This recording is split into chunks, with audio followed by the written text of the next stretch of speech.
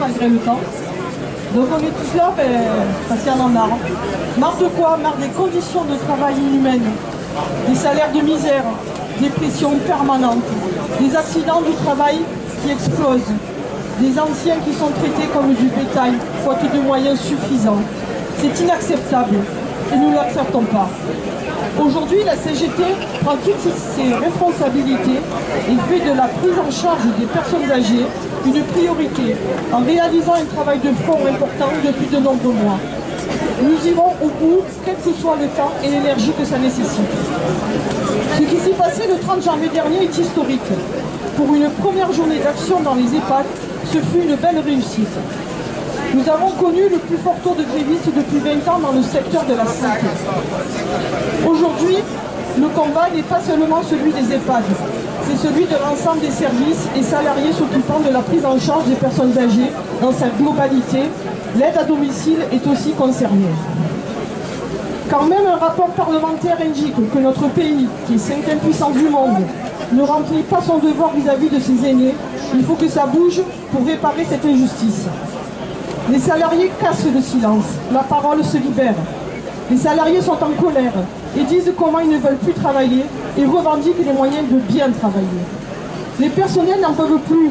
Les nombreux témoignages sur le hashtag Balance ton EHPAD mettent en lumière un constat accablant, comme par exemple une douche par semaine quand tout va bien, ou plus le temps n'est plus long.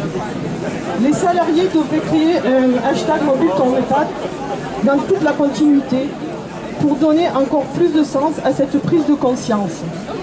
Car seule la mobilisation des salariés et des usagers fait et fera avancer des choses dans le bon sens. Notre travail de fond, comme notre détermination, commence à payer. On a gagné une première bataille, l'ouverture d'un véritable débat public sur la prise en charge des personnes âgées dans notre société. Il va falloir prolonger ce débat car nombre de questions sont soulevées. Quelles sont les meilleures conditions de vie lorsqu'on est vieux? Est-ce que la maison de retraite est une fatalité? Est-ce que les maisons de retraite offrent actuellement des conditions d'une vie digne et heureuse à la fin de vie? Pourquoi un taux de suicide est très élevé chez les personnes âgées? 28% des suicides concernent des personnes de plus de 65 ans. Mais maintenant, il va aussi falloir gagner la bataille sur la question du financement. L'argent, il n'a jamais eu autant. La France est championne d'Europe des dividendes versés aux actionnaires. L'année 2017 a connu une progression de 24% des dividendes, 93 milliards d'euros de profit pour le CAC 40. La meilleure progression depuis 10 ans. Et la question de la répartition des richesses, c'est bien un choix politique. A-t-on le droit de faire des profits sur le dos des usagers, des salariés et des finances publiques?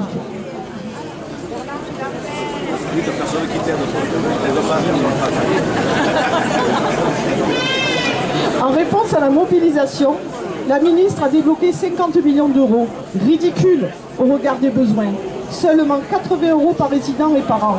Le gouvernement continue de favoriser le développement du secteur commercial qui fait son beurre sur les salariés et les résidents.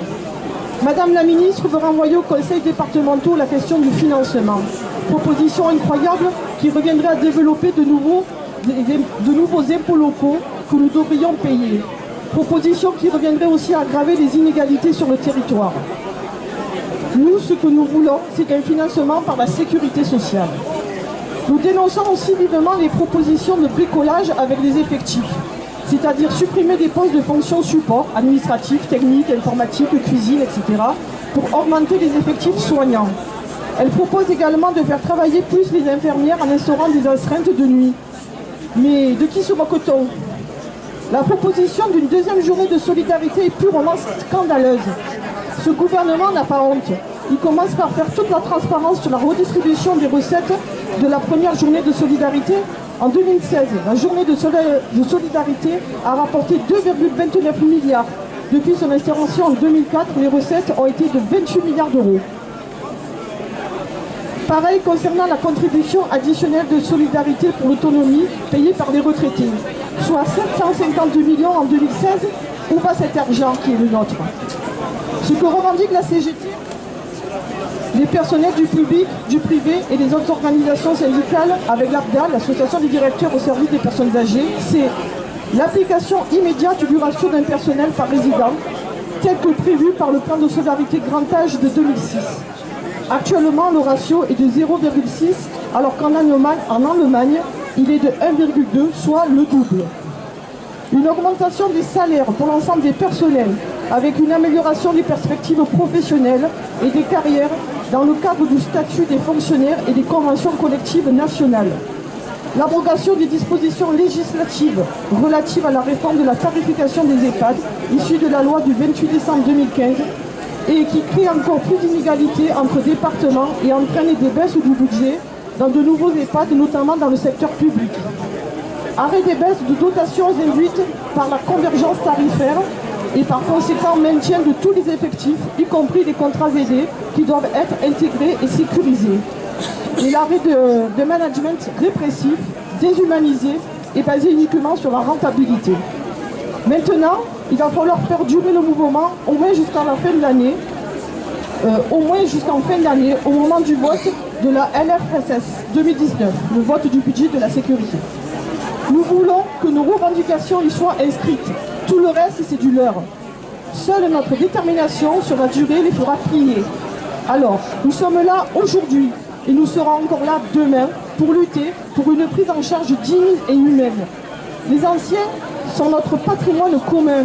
N'oublions pas que nos anciens, des travailleurs comme nous, se sont battus pour nous. Ils ont créé des solidarités dont nous profitons aujourd'hui. En les défendant, on se bat pour les générations qui vont suivre. Ces générations, ce sont nos enfants. C'est une réelle question de société. Voilà pourquoi on ne doit rien lâcher. Vous êtes tous et toutes d'accord? Voilà. Vive les travailleurs en lutte, vive les EHPAD monobilisés et vive la CGT.